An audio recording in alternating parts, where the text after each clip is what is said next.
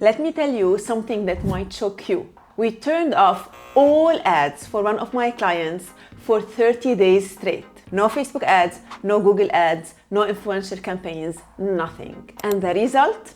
Let's say it wasn't what anyone expected. In this video, I will walk you through why I made this decision although they wanted to increase their sales, what actually happened to their revenue, and most importantly, what lessons we have learned and could help you and help your business. Stick around because I'm going to tell you also what happened in month 2 and how we rebuilt the strategy after this experiment. Let's rewind a little bit.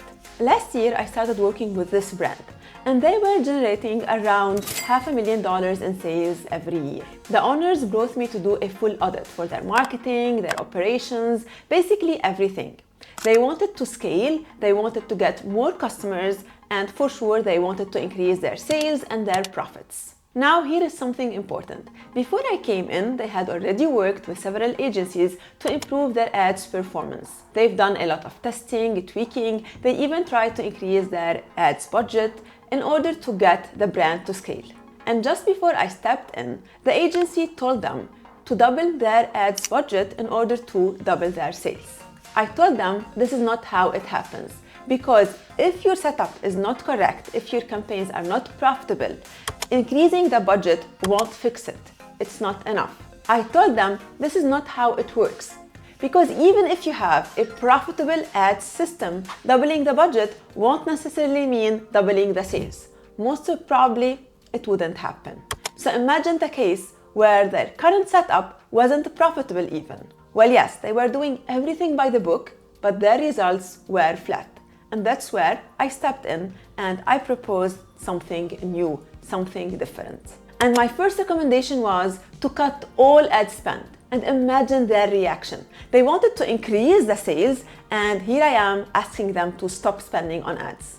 But I had a very good reason, and I'm going to show you why this decision wasn't a crazy move. They were spending around $10,000 on ads between Facebook and Google, and they were making around $50,000 in sales. So basically their ROAS was equal to 5, which seems okay, right? Well, not exactly, because none of their campaigns were showing positive ROAS individually. Facebook campaigns were showing a very low ROAS, same for Google Ads campaigns. And the agency was telling them that they should be looking at the blended ROAS, the full business ROAS. So in simple terms, how much you're spending on marketing versus how much you are making on sales. And this is not something wrong to say, it actually has some merits, but here is the problem with this logic. If most of your revenue is coming from your existing customers or word of mouth, it means that your ads are not actually doing the heavy lifting, so they are taking credit for sales that would have happened without them. And that's exactly what I found when I looked at the data. First, we had a retention rate of almost 60%. We were receiving a huge amount of direct traffic and repetitive sales, and we weren't even ranking for Google, so we can say that this traffic is coming from SEO. So I asked the hard question. Are we spending $10,000 per month on ad to acquire the customers we already had? That's why I gave this bold recommendation to stop all the ads. And that's exactly what we've done during the first month. We stopped everything. Facebook, Google, influencers, all type of paid media. And we kept the store running organically. And to be honest, I wasn't scared of this decision because the campaigns weren't performing well in the first place. So anyway, we had to rebuild these campaigns from scratch at a certain point. And during this month, we didn't only sit around and waited. We actually worked on the foundation.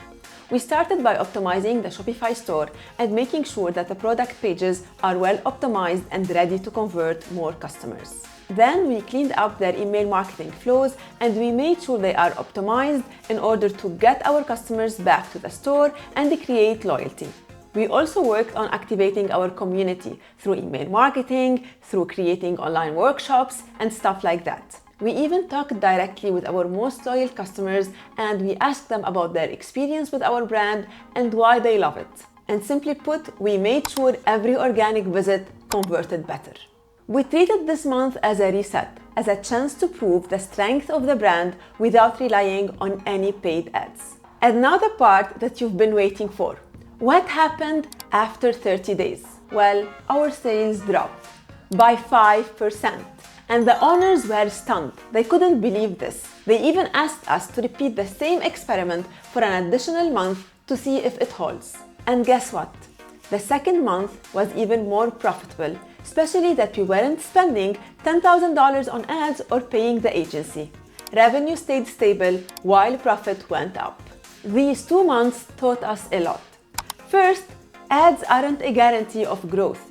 Scaling a broken system won't fix it. It will only help you to burn your money faster. Second, always look beyond the surface level ROAS. A profitable business is not only about vanity metrics. It's also about understanding where your sales are coming from and doubling down on these channels. Third, your business might be way stronger than you think.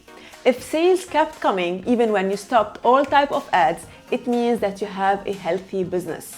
Your products, your brand, your customer support are good and they are doing their job and they are getting your customers back again and again to your store. A healthy business won't die when you stop running ads. Only an unhealthy business will die when you stop running ads. So, if all your sales are coming from ads, you must ask yourself, what should I do about this? It's super stressful to be 100% relying on these platforms to make sales because you don't own these platforms and most importantly, you don't have any control over the costs there. Fourth, use ad pauses to fix your business foundation. If your product pages are not converting well, if your customer support is not good, if your products are not good in the first place, running ads won't fix any problem. You won't be able to get the customers and retain them in this way. So instead of just running out to run more ads and spend more on ads, ask yourself where the problem is really. Ask yourself what's the real problem is and how you can fix it. No matter how good your ads are, they will never fix your problems. They will only highlight them. After those 2 months, we didn't just go back to running ads. We created better creatives based on our customers' insights. And we started running acquisition campaigns and focusing on getting new customers. This was our most important metric, how much new customers we are acquiring every single month. We made sure every dollar has a job and we tracked it closely. Now the business ran with a smaller ad budget, with more control and with more profits. This was one of the boldest moves I've ever done with a client, and it shifted the way they see advertising. Sometimes growth is not about adding things, it's about removing what's not working so you can build from a strong foundation. And if you are wondering if your ads are really bringing in new customers or they are just giving you a false sense of ROI, this is your sign to take a pause, to sit down and to try to understand what's happening in your business. And by the way, I have a video on this YouTube channel where I talk about why 90% of e-commerce businesses fail and how you can avoid being one of them. So I highly recommend you to check it out now. You will find it in here.